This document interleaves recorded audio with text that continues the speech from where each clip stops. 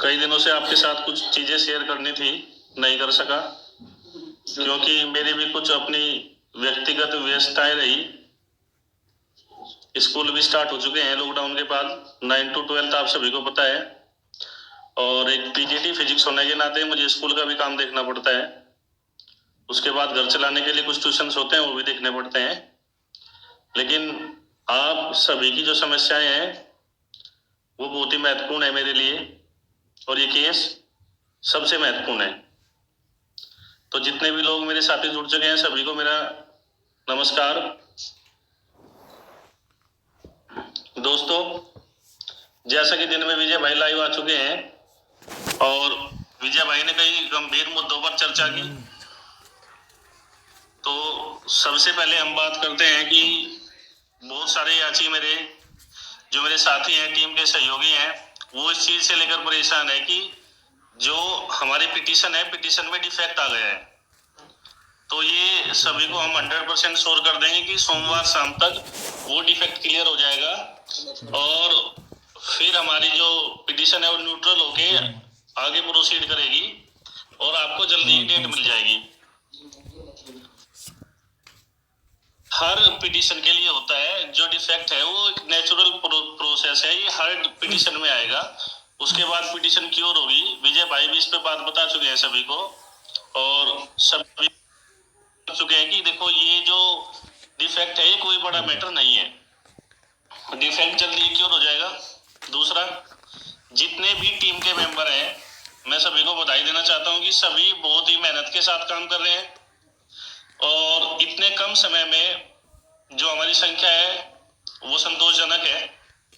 क्योंकि संख्या बल से नहीं, बात हम करेंगे कि कार्य करने वाले कितने बंदे हैं। जितने डेडिकेटेड सदस्य टीम के होंगे, टीम उतना कम समय में बेहतर काम कर पाएगी। और टीम से और जितने भी सदस्य हैं, यूपी में जितने भी लोग जो वंचित रह गए हैं आरक्षण से, सभी से हमें बहुत ही उत्साहित करने वाले नतीजे सामने आ रहे हैं, और सभी अपना हर लेवल पर जो भी जिस लेवल पर सहायता कर सकता है, सभी लोग अच्छा, बहुत ही अच्छा प्रयास कर रहे हैं। इसके लिए टीम के सभी मेंबर से और पूरी टीम की तरफ से हर मेरे सदस्य के लिए बहुत बहुत बधाई और बहुत बहुत नमस्कार। आप सभी अपने लिए क्लैपिंग करें। दूसरी चीज कि देखो, सभी को पता है कि इस भर्ती के लिए हमें बहुत सारा टाइम हो चुका है। तो टाइम हो चुका है, टाइम जैसे जैसे बीतता जा रहा है हमारी टेंशन उतनी ही बढ़ती जा रही है। तो मैं सभी साथियों को ये बिल्कुल सुनिश्चित करना चाहूंगा कि बिल्कुल रिलैक्स हो जाओ। जो गवर्नमेंट कर रही है गवर्नमेंट को करने दो। गवर्नमेंट की नाक पे बनी है भर्ती, वो अपनी जिद में आगे से कंप्लीट करेगी, और वो अपनी जिद में कंप्लीट करेगी इसका मतलब ये नहीं है कि वो आपके हितों को नुकसान पहुंचाएगी।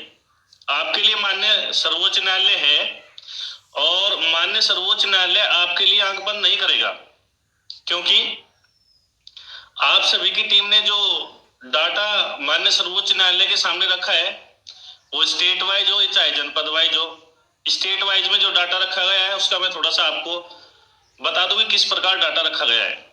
1 से 34,589 गुणांकों के घटते हुए क्रम में, गुणांकों के घटते हुए क्रम में क्रम संख्या 1 से 34,589 जो भिन्न हो सकता है 67,867 की चयन सूची से, क्योंकि 67,867 की जो चयन सूची है उसमें गुणांकों का जो ऑर्डर है वो डिक्रीजिंग ऑर्डर परफेक्टली नहीं है। कहीं कहीं कम ज्यादा ऑर्डर में क्या है, वेरिएशन है। कम गुणांक वाला जो स्टूडेंट है वो ऊपर है और ज्यादा गुणांक वाला स्टूडेंट नीचे है। तो अगर हमने अपने डेटा को डिक्रीजिंग ऑर्डर में किया, तो डिक्रीजिंग ऑर्डर में हमने अपने सारे डेटा को सेट करने के बाद, डिक्रीजिंग ऑर्डर में जब हमने अपने सारे डेटा को सेट कर लिया तो उसके बाद हमने कैटेगरी बनाई। पहले हमने बनाया युवा अनारक्षित कैटेगरी, क्रम संख्या 1 से 34,589 रैंक वाइज, अर्थात गुणांकों के डिक्रीजिंग ऑर्डर में।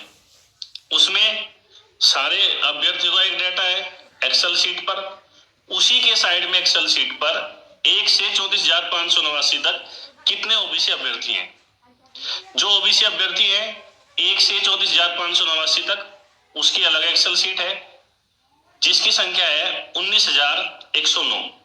उसके बाद क्रम संख्या 1 से क्रम संख्या 34,589 तक दूसरी एक्सेल शीट है, जिसमें हमने दिखाया कि 1 से 34,589 तक के कितने जनरल अभ्यर्थी सिलेक्टेड हैं। तो सामान्य वर्ग के जो अभ्यर्थी वहां सिलेक्टेड है वो है 12,655। उसके बाद एससी के लिए एक अलग एक्सेल शीट और एसटी के लिए अलग एक्सेल शीट। तत्पश्चात बात करते हैं रिजर्व कैटेगरी की। रिजर्व कैटेगरी में 34,589 से 67,867 तक हमने डेटा को बनाया। उसके साथ पहले माननीय सर्वोच्च न्यायालय में कि क्रम संख्या 34,590 से और 67,867 तक ओबीसी कितने सिलेक्टेड है, उनका सभी का गुणांक घटते हुए क्रम में उनके सारे डेटा के साथ उनकी कैटेगरी, उनका गुणांक, उनका नाम, उनका एलोटेड डिस्ट्रिक्ट, उनका अप्लाइड डिस्ट्रिक्ट, सारा कुछ। और जब हमने पाया तो ये हमें मिला, जो नंबर्स मिले ओबीसी के जो रिजर्व कैटेगरी में सिलेक्टेड हुए हैं अपनी, वो है केवल 12,496।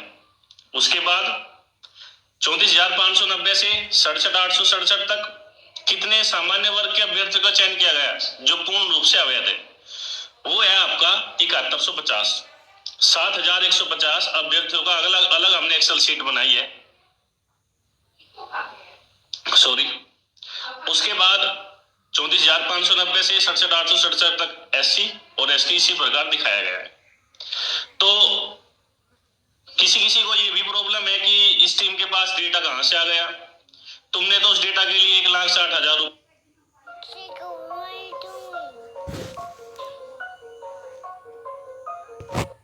रुपए पहले लखनऊ टीम से खाए हैं। उसके बाद दोबारा भी डेटा के लिए पैसों की मांग कर चुके हैं ग्रुप से, सभी को पता है। तो ये मैं आपको इन्फॉर्मेशन दे दूं कि डेटा आया था रात को 12 बजे। इंद्रदेव मेरे सपने में आए थे, उन्होंने कहा कि ललित लश्करी जी आप जाइए अपने गांव की तरफ, यमुना किनारे एक कुटिया है और कुटिया पे आपको एक पेन ड्राइव मिलेगी, उस पेन ड्राइव में मैंने सारा का सारा डेटा इंस्टॉल कर दिया है, तो आप वहां जाकर वो डेटा उठा सकते हैं और आपकी विजय अवश्य होगी। ये इंद्र देवता के वचन है। लेकिन मैं आपको बात बता दूं, ये डेटा बहुत ही मेहनत के साथ बनाया गया है। विजय भाई की अध्यक्षता में इंजीनियर्स की एक टीम है जो कंप्यूटर साइंस के इंजीनियर है, एमएनसी में सब काम करते हैं, उनके लिए ऐसा डेटा बनाना बाएं हाथ का खेल है। और इस डेटा के लिए टीम हमारी 3 महीने से लगी हुई थी और 3 महीनों के अथक परिश्रम के बाद ये डेटा सामने आया है। क्लियर।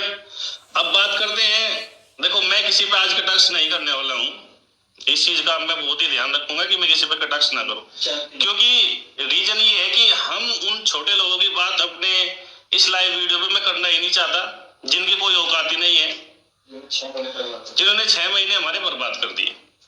फिर भी जिन्हें लगता है कि डेटा कहां से आया, तो 4 किलो का जो पोथा है वो मैं इलाहाबाद फेंक के आ चुका हूँ, माननीय खरे जी के वहां हमने सबमिट कर दिया है। हमारे पास सॉफ्ट कॉपी है और हार्ड कॉपी है, ठीक है साहब। तो जिसको भी डेटा में अगर कोई भी प्रॉब्लम हो, किसी का गुणांक पूछना हो, किसी का अलॉटेड डिस्ट्रिक्ट पूछना हो, किसी का अप्लाइड डिस्ट्रिक्ट पूछना हो, किसी कैटेगरी पूछनी हो, पापा मम्मी का नाम पूछना हो, रोल नंबर पूछना हो, उसका फाइनल एप्लीकेशन नंबर पूछना हो, मतलब रजिस्ट्रेशन नंबर जिसे बोलते हैं, वो विजय भाई को कॉल करें। विजय भाई विद इन अ मिनट उनको सारी की सारी इंफॉर्मेशन प्रोवाइड करा देंगे। अब बात कर लेता हूं अपनी टीम के जो मेहनती सदस्य हैं।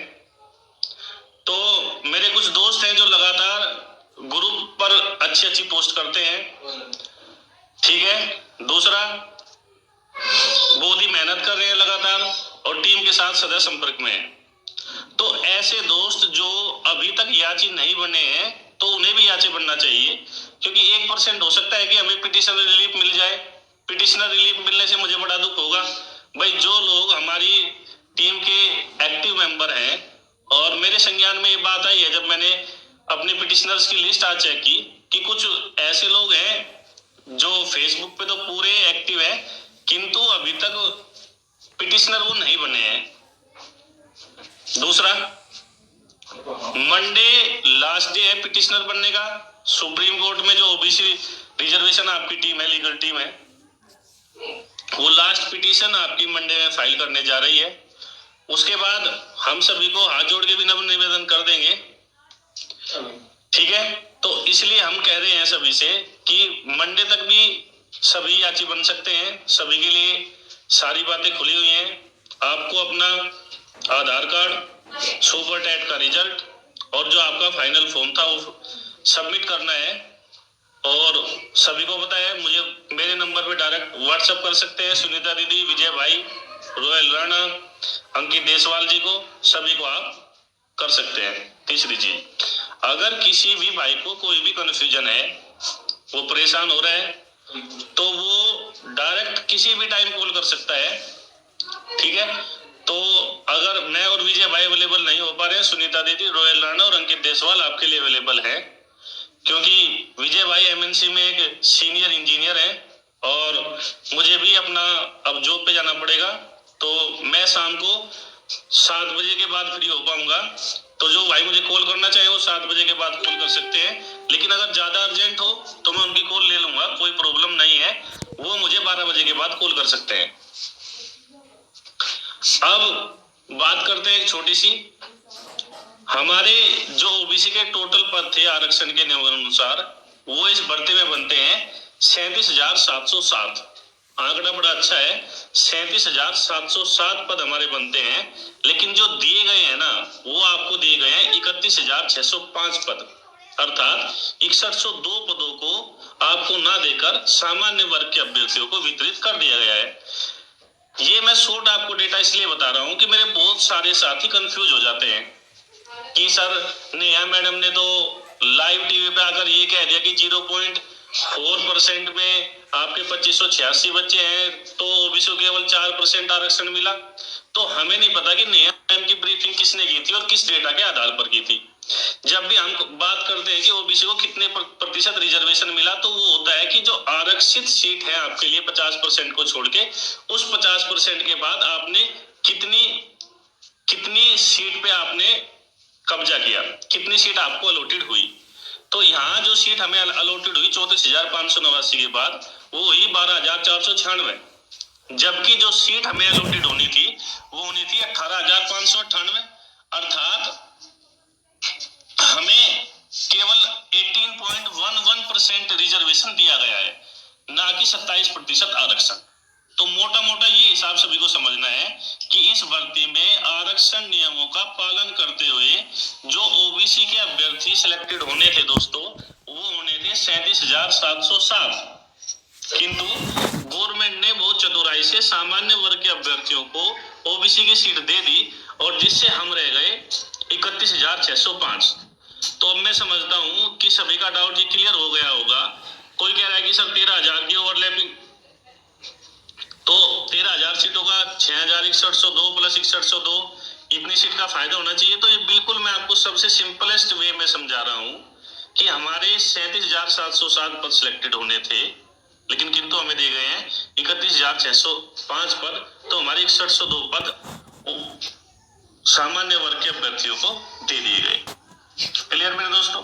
अभी दूसरी चीज मैं कह रहा हूं, देखो अभी हमारे फेस्टिवल चलने वाले हैं, तो कोई भी जो मेरा साथी है, जो मेरे संघर्ष का साथी है, वो एक तो मायूस ना हो, बिल्कुल चिल मारो, खाओ पियो, मजे करो, टेंशन फ्री रहो, और अपने जितने भी काम है उसे खुश लगा के, दिल लगा के काम करो, ठीक है। क्योंकि जीत 100% आपकी टीम की होने वाली है। ना तो हमारे पास कोई फेक डेटा है, आपकी टीम के पास संपूर्ण तथ्य हैं, सारी लिस्ट है, जिसे ना तो माननीय आईजी साहब नकार सकते, ना माननीय मुख्यमंत्री साहब नकार सकते, और ना ही सचिव नकार सकते, ना ही आपके सर्वोच्च न्यायालय के जो माननीय न्यायाधीश रहेंगे, पीठासीन न्यायाधीश, वो नकार सकेंगे, क्योंकि बेस्ट लॉयर आपके पास है। तो एक तो आप बिल्कुल खुश रहिएगा, कोई भी संशय मन में मत रखिए। दूसरा, कुछ प्रश्न आए हैं आज जिन्होंने मेरे मन में घर किया है। कुछ लोगों को ये लगता है कि ये सर जो आप कह रहे हैं कि 64 तक गुणांक चला जाएगा, कैसे चला जाएगा, आप किस बेस पे कह रहे हैं। तो मैं आपको एक चीज क्लेरिफाई कर दूं कि ये जो डेंसिटी होती है ना गुणांकों की, भाई आप मान के चलिए 67 से 68 के बीच अगर कहीं पे 6,000 बच्चे हैं, तो मैं ये नहीं कह सकता कि 66 से या 67 से 66 भी 5,000 बच्चे रहेंगे। वो 2000 भी हो सकते हैं, वो 1000 भी हो सकते हैं, वो 10,000 भी हो सकते हैं। तो एक अनुमान मात्र है। तो दूसरों की बातों पर दूसरे के